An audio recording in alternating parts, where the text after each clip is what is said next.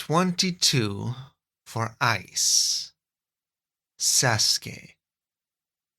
Dawn came too slow. Sasuke hadn't slept much, not that he'd admit it. His head felt stuffed with static, the kind that made every sound scrape. Choji adjusting, Naruto's breathing, the creak of the floorboards and shuffling sleeping bags, the irritating gulls outside. The only silence seemed to be from Haruhi's corner. By morning, the wary glances from Team 10 had settled, but the overly polite tones remained. "Morning, Sasuke and Naruto," Choji greeted.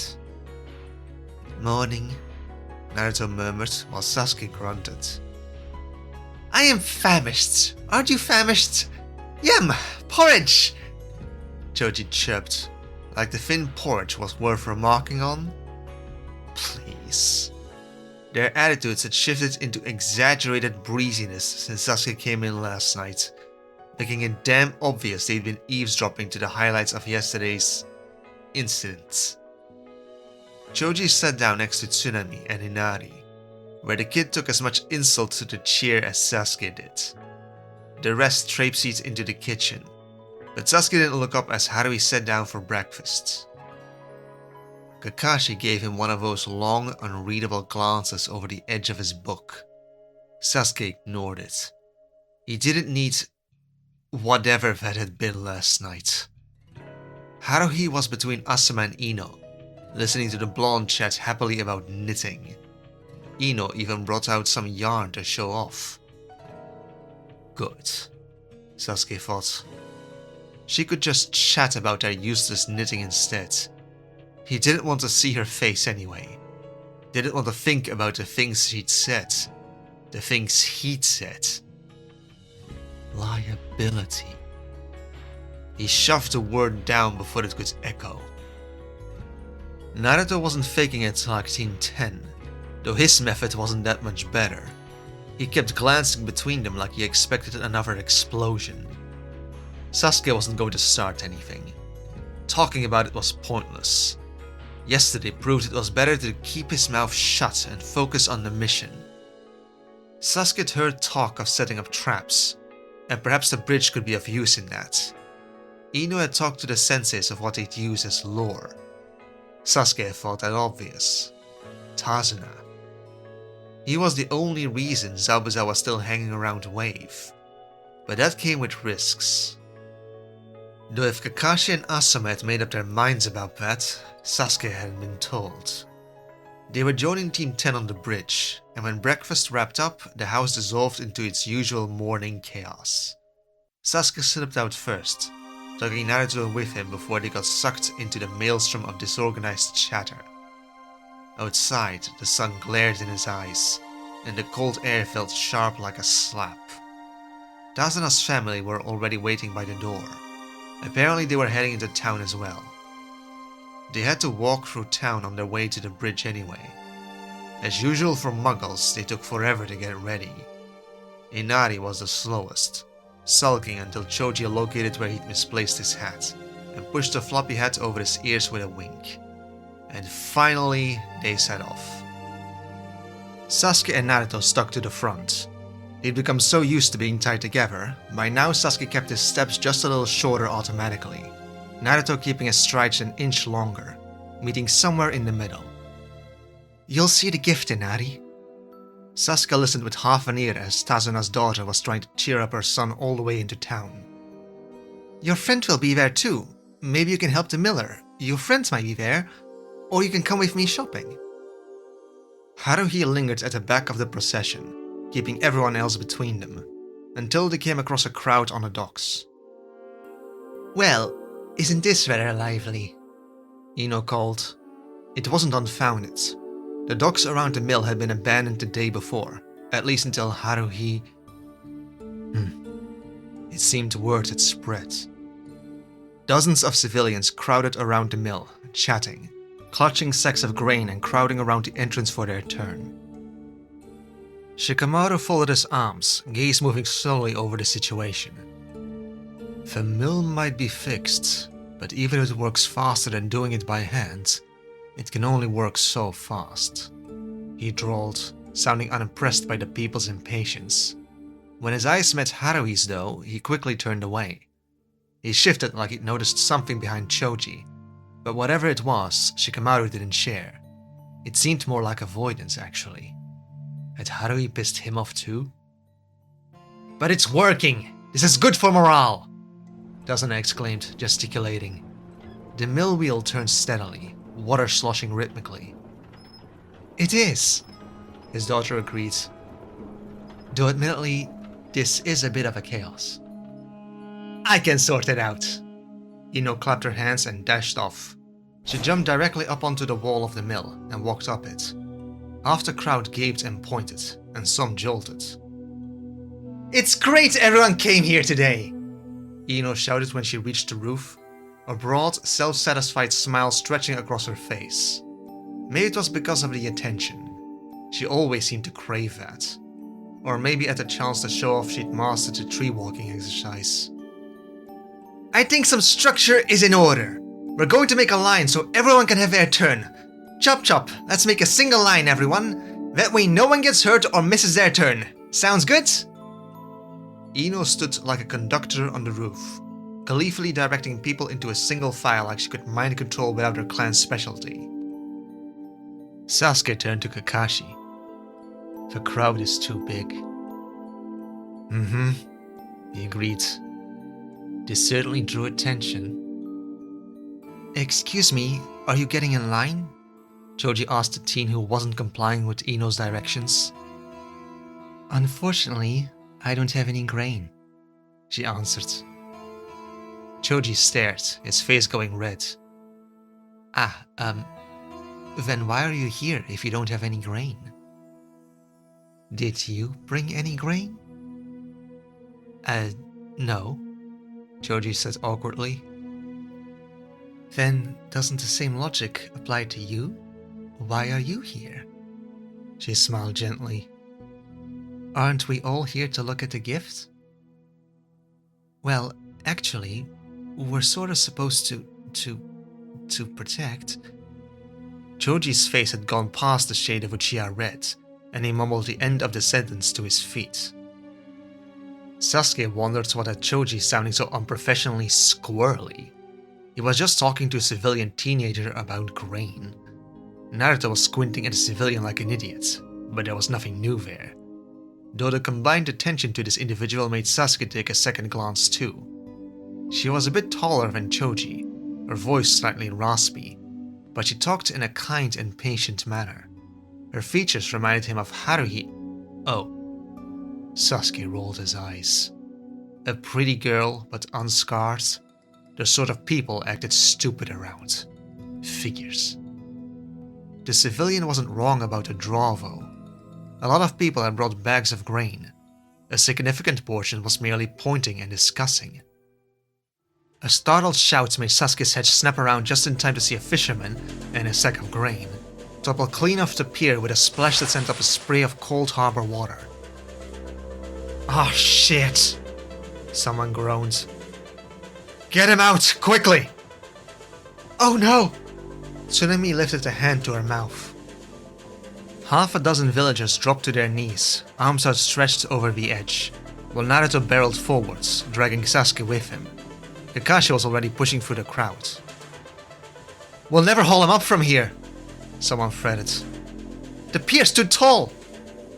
"Can he swim?" "Not that way, no, not towards the mill. The suction will drag him under." "Perfectly good grain," another muttered darkly. "Wasted." Kakashi didn't bother arguing. He vaulted off the pier and landed on the water as though it were polished stone. "He's walking on water!" Naruto yelped, eyes as awestruck as the gawking civilians. "Walking! On water!" Asuma mentioned something about water walking, Sasuke said, activating his Sharingan. He studied the chakra flow with sharp, hungry focus. It's the next stage after tree walking. He glanced sideways, checking whether Haruhi was taking advantage to copy this too, but she wasn't even looking. She'd moved to stand with Choji, Asuma, and Tazuna's family. Kakashi reached the flailing fisherman, heaved him over one shoulder, and then froze. His head tilted, gaze fixed on something beneath the pier. "Something's wrong," he said sharply. "What?" Asuma called. "There's..." He didn't finish because the water beneath him erupted. A watery jutsu burst upward in a spray of foam. No, two figures. Masked, metal gleaming, chains whipping. The Demon Brothers. Kakashi blurred aside, skidding across the surface with the fisherman still slung over his shoulder. "Ninjas! Move!" Panicked confusion broke out as half the crowd scattered, only to get rebuffed and stumble back onto the pier, held in place by the other half drawing out weapons from their sleeves or hidden in the bags of grain. Trap. This was such a trap. Who was friend and who was foe?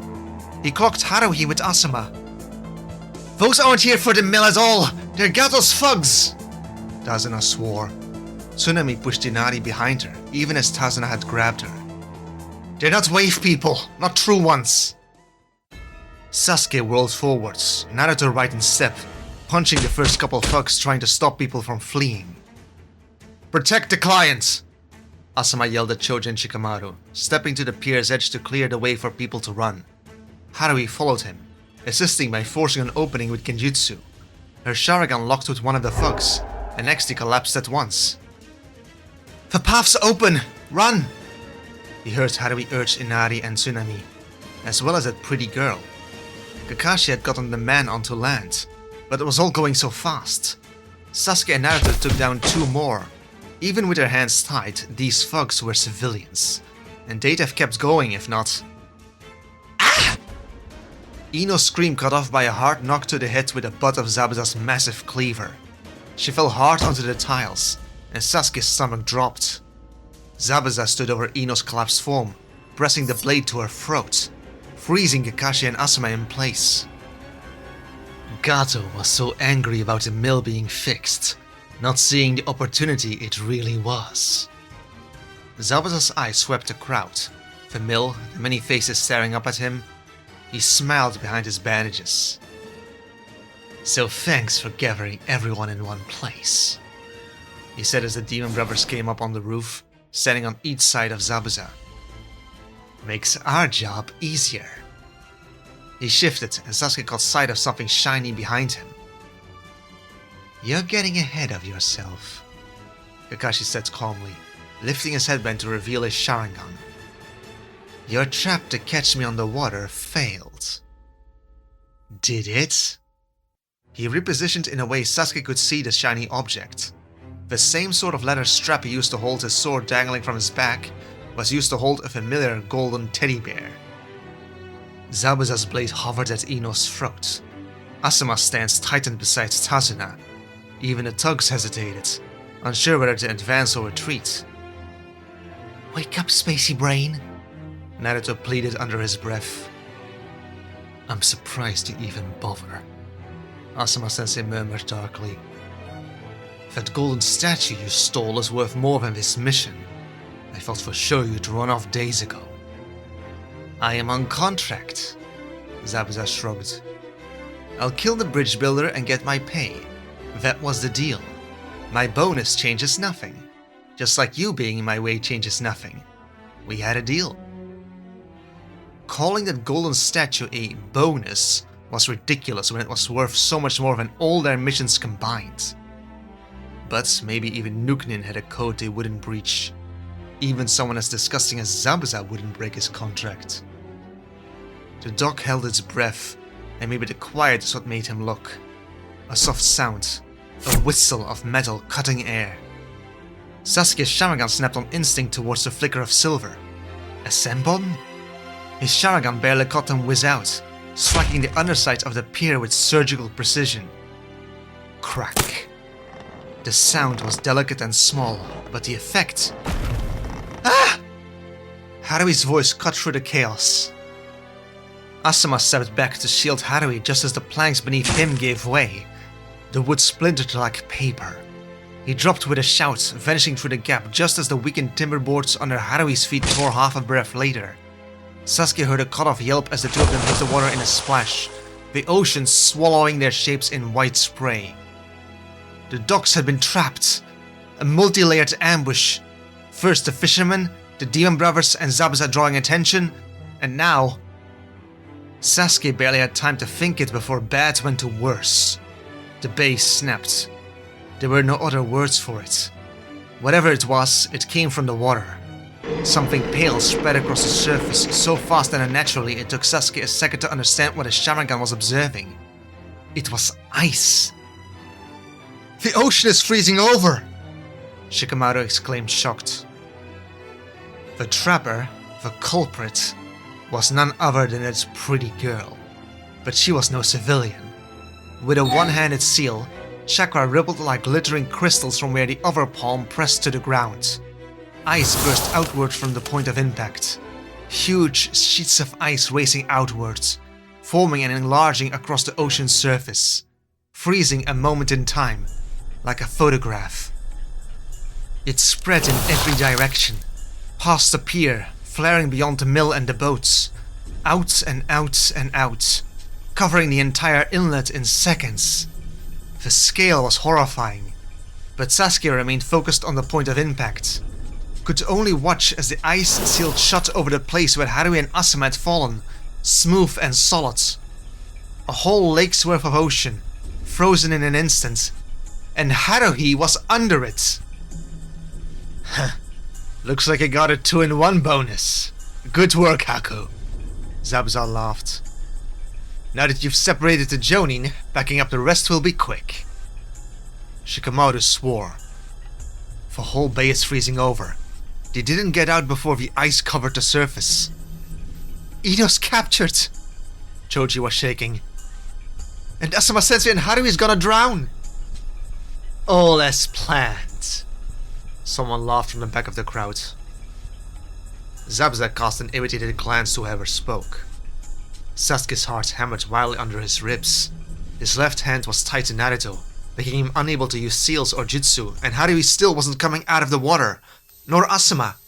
Why not? Why not break the ice? How thick was the ice? The technique, Kakashi murmured, tension sharpening his voice. Ice release, a wind and water bloodline, and on the ocean. His jaw tightened. Haku doesn't even need to create the elements, just bind them. As they say, Zabuza taunted, only morons would meet a mist ninja on the ocean, and Haku here's special. Kakashi glanced around sharply. Thanks to special Haku, the field advantage you gloat of is gone. The ice might keep Asuma under for a little, but at a cost. The kid is cutting off your water source, he said, making Sasuke realize it was true. He couldn't use the ocean water against them either. Maybe Zabuza could create his own water, but that would cost a lot more chakra. Who said you were the one I'll be fighting in the ocean? Zabuza grinned. A crunch sounded from the ice, a crack forming out in the bay, only to heal. Water clones! Shikamaru blurted. Sasuke looked around, but couldn't see what Shikamaru had reacted to. And that's when his chest constricted. Were the clones already in the water with Haruhi? A water clone wouldn't need to be worried about the ice. They didn't need to breathe. Zabuza laughed. And I'm one of the 7 swordsmen of the Bloody Mist. While Haku and my clones drown them? Zabuza chuckled hoarsely, moving the blade along Ino's throat. Sasuke glimpsed the line of red. I'll be using Kubikiri Bocho to kill you. Take Tasuna, Tsunami, and Inari and get out of here. I'll get the others. Kakashi-sensei charged for Zabuza, appearing in a whirl behind the swordsman as the demon brothers launched off the roof. Zabuza swung Kubikiri Bocho in a brutal arc, but Kakashi intercepted, knocking the blade away from Ino's throat and following it with a brutal kick that Zabuza blocked with his sword, but with enough strength to send him off the roof and onto the ice. Zabuza landed in a crouch, boots gouging shallow lines into the frost. Kakashi touched down opposite him. Sasuke's Sharingan spun and locked in on the girl who created the ice. She was going to die. Wait, was that an Adam's apple? That wasn't even a girl, just a feminine guy. His blood boiled. An innocent face staged in the middle of civilians. The trap sprung behind enemy borders. Sasuke didn't have to tell Naruto anything. When it mattered, they were aligned. So with the exact same mind and timing, they sprang forwards, uncaring that they were tied, not even worried about the fact they couldn't use jutsu. They just went. They lunged, but Haku made it look easy to dodge as he slid slightly backwards onto the ice, as if he was wearing skates and not those clunky sandals. Sasuke's Sharingan locked onto the chakra patterns around Haku's hands, still shimmering like frost. He was maintaining the ice. "You shouldn't come any closer," Haku warned him softly. Naruto bared his teeth. "Like hell! We're going to save Haruhi and Asuma-sensei, you bastards!" "I'm afraid I can't allow that."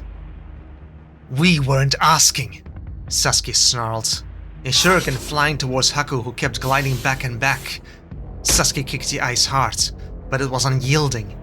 Naruto hacked at it with a kunai, but it was useless. If Sasuke could use fire jutsu, he could melt this, but without his left hand... No, the only option was to take down the jutsu caster. The ice slithered under Haku's feet. "If you won't stop, I'll have to stop you." The ninja suddenly fell through the ice, except it was too controlled. Sasuke blinked. It was like he melted into it, his image stretching up inside the icy surface. What sort of jutsu was this? What sort of bloodline? Naruto skidded. "Where'd he... Move!" Sasuke yanked him hard as Senbon burst from the ice, whistling past Naruto's chest and embedding into a post with a sharp think. "He's under us?" "He's everywhere!" Because Sasuke could see it, the faintest flicker of chakra, like veins of pale light threading through the ice. Haku's presence darted beneath the surface, a ghostly blur racing in impossible directions. Sasuke twisted, dragging Naruto with him. A Senbon shot up through the ice. Shit! How are you seeing this, Sasuke? I can't... "Right!" Sasuke barked, and they pivoted together, the glue between their fingers snapping taut, forcing them into a clumsy but synchronized stance. "He's like a fish that throws needles!" Sasuke braced. "Left!" Without hesitation, Naruto lunged left as his Senbon burst through the ice, slicing a shallow line across Sasuke's cheek. "Sasuke!" "It's nothing," Sasuke said through clenched teeth. "Focus!" Haku's voice drifted up from nowhere and everywhere at once. "You should stop. You can't win like this." "Shut up!" Naruto shouted, slashing at the ice with a kunai. It bounced uselessly. Behind them, the entire dock exploded into motion. Civilians armed themselves with grain bags and rocks to hurl at the thugs, and even little Inari had joined the action. Shikamaru pinned one demon brother. Choji body-checked the other into the ice. "Cut him!" Choji wheezed as the two boys secured them. Shikamaru tied him up as Choji dashed ahead. "Asuma-sensei! Haruhi! Hold on, we're coming!" Choji shouted and expanded in size. What the... Had Choji always been able to make himself that size? Then the huge ball of Choji smashed into the ice with so much force the whole base shook. Yet the ice didn't break. Kakashi and Zabuza flashed by, so close they almost collided with Choji. They clashed in a blur of steel and frost.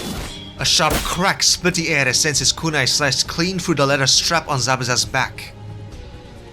Fuck no! The golden teddy bear, their stupid, ridiculous mission objective, skidded across the ice, spinning wildly. For a heartbeat, everyone froze. Then a voice amongst the thugs shrieked, "The golds! Save the golds!"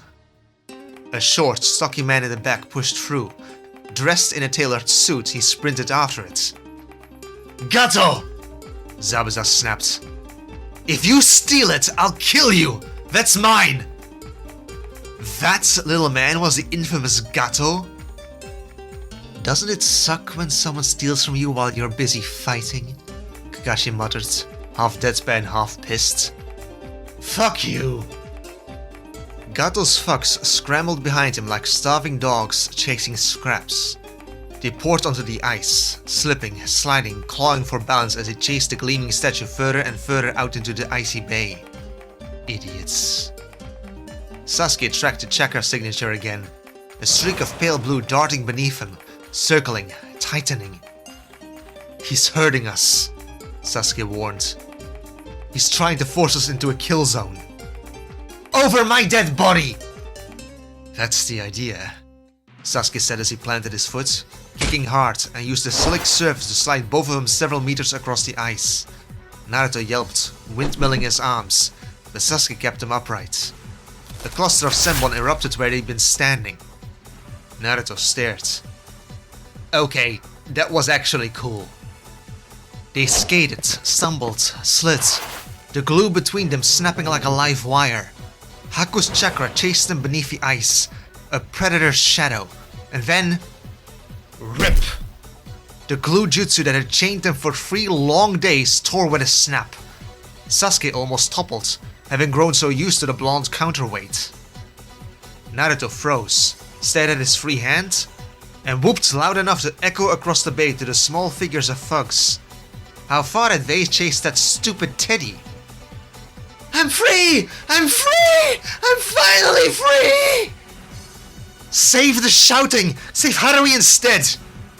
Oh, of course! Sasuke was so sick of sliding and focused chakra to his feet for an anchor. It worked. At once he had traction. And used the tree walking exercise for grip. Got it! Haku rose halfway from the ice, only his upper body visible. Frost clinging to his hair like snow. Is she precious to you? The question almost sounded genuine. She's my family, Sasuke spat. The only one I have left. We're more alike than you think. I'm sorry it came to this, Haku murmured sadly. I hope you understand. Just like she is all you have left, Zabuza is all I have. Sasuke's hand snapped through rapid seals. Fire release, great fireball technique! Haku shot away from the spot his fire engulfed, but even with the target fleeing for safer patches of frost, Sasuke forced more and more chakra into the rotating globe of licking flames, drilling it into the ice. His vision was a tunnel of ice and fire, forcing more. The inside of his mouth was getting scorched. Too much heat, even for an Uchiha. His lips burned. Something crashed into his side, orange and yellow hair, and Sasuke was wrenched sideways, his jutsu snapping off as he went skidding across the ice. Sasuke wheezed, throat raw, only for his heart to stop. Naruto lay sprawled on the ice, having pushed Sasuke aside from a needle attack, taking it in his place. For a second, Sasuke's mind stopped. Naruto! He heard someone shout, but maybe it had been himself. Senbon was sticking out of his neck, chest, head, his arms. Blood stained the ice red. This wasn't... No! Not again! His eyes darted wildly to the spot where he targeted his fire. A hole! He could see water! And before his eyes, it sewed shut. His mind was near disjointed as Sasuke dashed to Naruto, his ears rushing. Haruhi! Naruto! He couldn't lose everything once more! Needing to fix one of them, Sasuke gripped the needle on Naruto's throat, hands slipping on the bloody metal as he yanked it out. Fuck! Blood. More blood spilled. Wrong choice. He was making bad worse. As useless to help Naruto's injuries as he'd been Haruhi's. This wasn't his thing. He should have prevented it from ever happening. Here, then. Why am I never strong enough? Sasuke didn't realize he'd asked it aloud, and especially hadn't expected to be answered. I found... Haku said, so quietly it could just have been a trick of the wind. You're only strong when you have someone precious to protect. What the hell was that supposed to mean? Was he mocking Sasuke? Haku looked beyond Sasuke to what he'd done to Naruto, head tilting and swallowed hard. But maybe my bond is simply stronger than yours? The battles didn't stop. Movement flashed at the edge of his vision. Bright, harsh, electricity and metal howling. Sasuke couldn't live through that again. Couldn't. Why? I had this, idiot! His chest hurt when Naruto's eyelids twitched, and blue eyes blinked up at him. Alive. Don't listen to him. I know you don't want our help, Timmy. He wheezed, voice pained. But I'm going to help you anyway. Haku emerged, and Sasuke stood, moving ahead, finding himself in front of Naruto. Though Haku seemed slightly distracted with the other battle compared to earlier. In his peripheral, Kakashi was an intense blur of zapping electricity. The jutsu around his hand was so bright, snapping and so loud it pierced the air like a scream. Zabuza blocked with his sword, lightning and metal clashing. The sound pierced through wave like thunder, shattering. Zabuza threw himself backwards, dodging and clutching just the hilt end of Kubire-Bocho, the other half whirling away on the ice. Haku's expression tightened. Kakashi had him. Even Haku knew. Good. Sasuke would use that. See how Haku fared when his precious person was used against him. Haku knew dying wasn't the worst. It was being left. But the thought cut off as a jolt shot through his spine.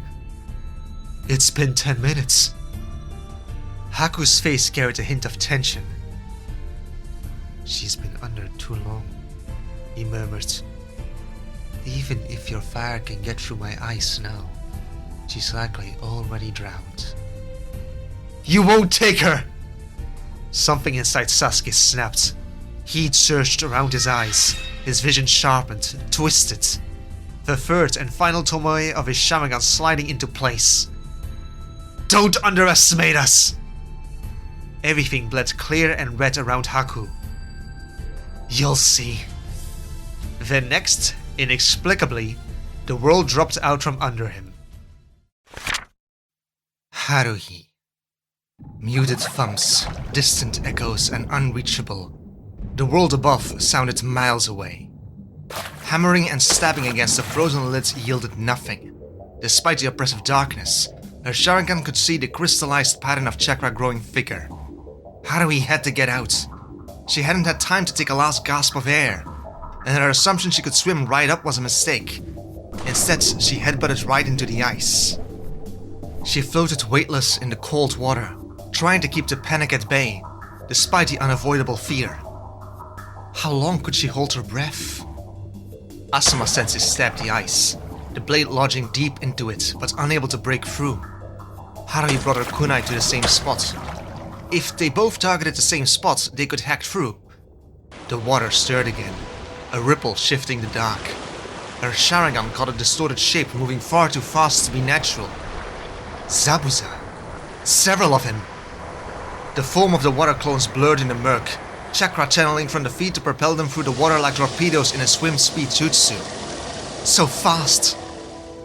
Her lungs clenched. Haruhi pointed sharply, the only warning she could give. Asuma Sensei twisted just in time, kicking off the ice with a burst of chakra that sent him shooting sideways. Haruhi pushed off the opposite direction, letting the cold swallow her as the clone sliced past where she'd been, going down and deep, dodging from one trap to be swallowed by another. Most of the clones pursued Asuma Sensei, but the last two split off towards Haruhi. She kicked hard, circling her arms wide and pushing as much water as she could to swim, but already knew she'd never be able to outswim him. She rewound the moment the Sharingan had copied, Zabuza's swim speed technique. It wasn't tree walking at all, that was an anchor, this was expelling. Haruhi replicated the way chakra circled around his legs to give not just speed, but the mobility to steer. At once, Haruhi burst ahead, so fast her Sharingan was the only thing able to keep up with the speed. The clones surged forward too, matching her acceleration. Haruhi hardly had time to look, forcing control of the jutsu in the dark water. They were getting closer, closer. What was she supposed to do? She couldn't use fire underwater, couldn't catch his eye for a genjutsu, and time was running out quickly.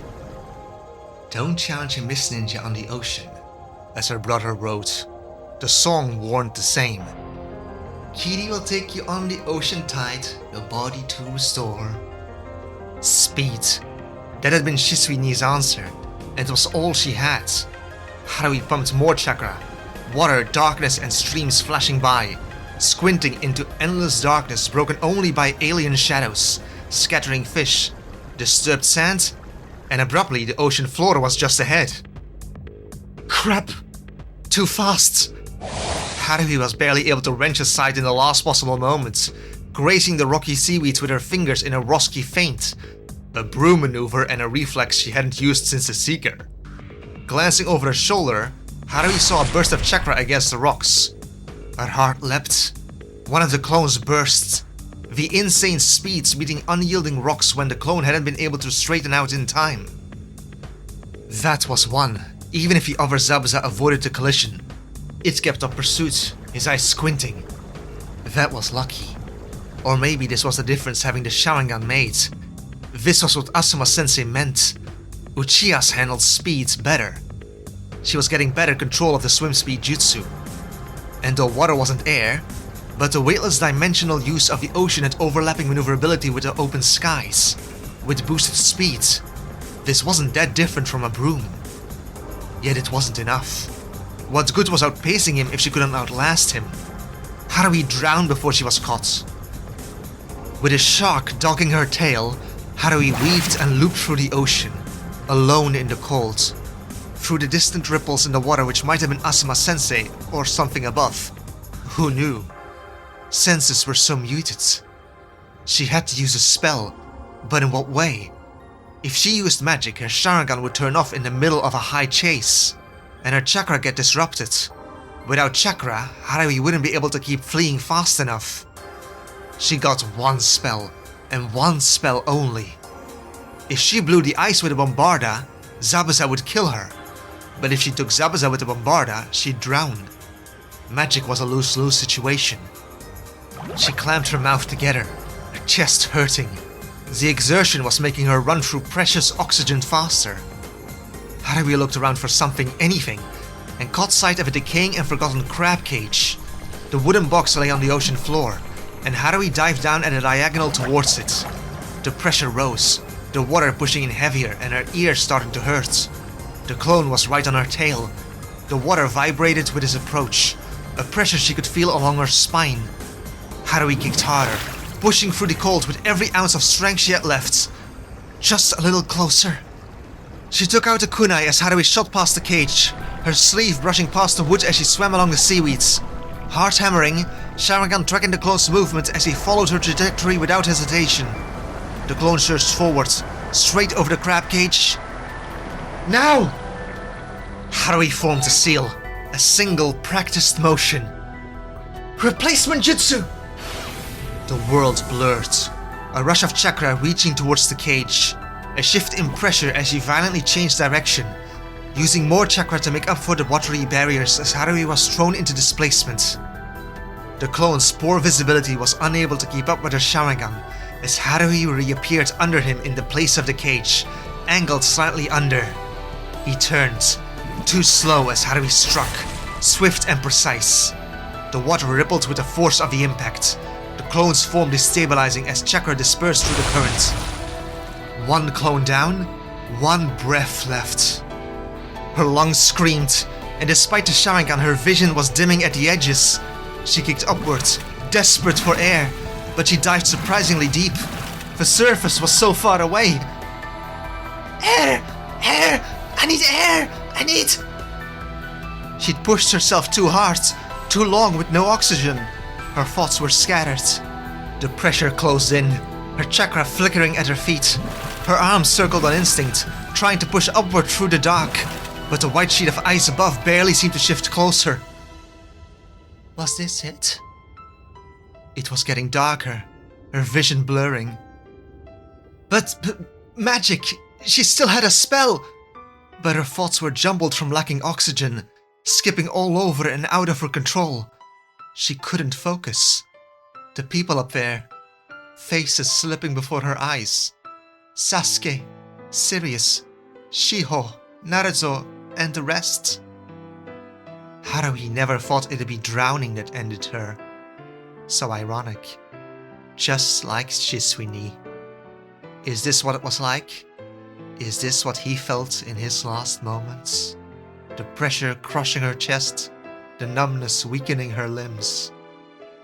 Would her body be taken by the current and sink, never to be found in the vastness of the ocean too?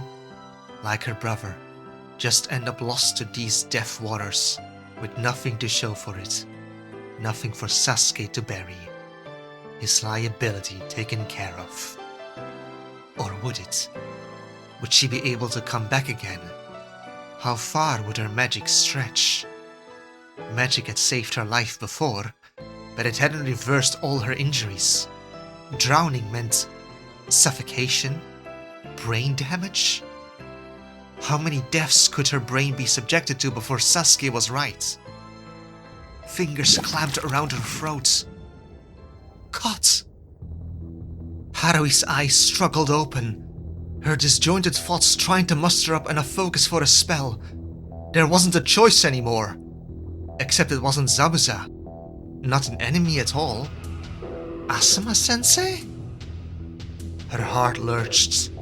As if this wasn't already too much. She'd misplaced her trust once again? He'd drown her? What had Harui done to the Sarutobi? Clumsy fingers scraped against his wrists, her nails cutting blood trying to pry his hands off her neck. It didn't make sense. He was a Konoha ninja. Weren't they on the same side? She couldn't pry his hands away, but instead of choking her, the opposite happened. A rush of oxygen flooded into Harui's throat from the point of contact, his chakra somehow pushing air into her lungs and filling them. She could almost cry, a relief so sweet it was painful. Harui clung to that breath, the first real one she'd had since falling under, her mind lagging behind her body.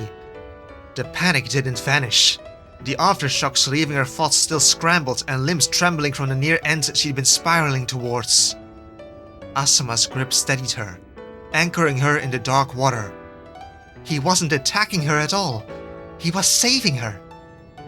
When he let go, the oxygen cut off again, but Harui forced her eyes open fully, forced her thoughts to line up, forced herself to move. They had to get out. They swam together, close enough not to lose each other in the murky waters again, searching for any break in the ice. But the frozen ceiling stretched on and on. Distance was impossible to judge down here. Everything blurred into shifting shadows and pale sheets of white above. Every direction looked the same. Without the immediate risk of being chopped to fish food anymore, Harui was getting worried for the others. Why hadn't they broken the ice? What was happening above surface? Was Sasuke okay? Naruto? Everyone else? She wasn't the only one concerned, because Asuma-sensei was getting impatient. He tried his blades again, though just one. Maybe he'd lost the other? But every cut healed. He tried the jutsu, some sort of circulating thing that did damage. But underwater it was like the jutsu wasn't properly effective, and any damage from that closed up as well. Harui reached out, placing her hand on his shoulder. When he glanced over, she pointed at herself in a wordless, "Let me try." He frowned, but watched curiously as Harui swam up to the frozen ceiling. Magic surged, and her yin release groaned in protest when her Sharingan flickered out, Asuma slowing beside her. She wanted to blow it all away. Bombarda? But she'd glimpsed shadowy figures through the ice earlier, people on top of the ice. It might be Sasuke, and she couldn't risk blowing him up too. Then what? Her body pressed against the ice, the cold surface right before her pulsing irises. So full of magic she could almost discern the green reflected in the icy barrier. It was one continuous sheet of ice. In all ways that counted, one object. Go away. Her eyes burned and the spell rippled outwards as Harui fought fiercely. Ivanesco! The cold barrier glitched out of existence beneath her palm. The ice vanished into non-being. and all at once the world lurched as cold air and water rushed downwards in its absence. Gasping, Harui's face broke through the surface into a tumultuous ocean that rolled and tumbled around her, adjusting from the sudden ease when tons of mass evaporated. Sunlight peeked through the clouds, glittering on the ocean waves with no trace of ice. Her ears rushed with sea foam, wind, shouts and distant seagulls calling as Harui gulps greedily to fill her lungs with cold, salty, wonderful air.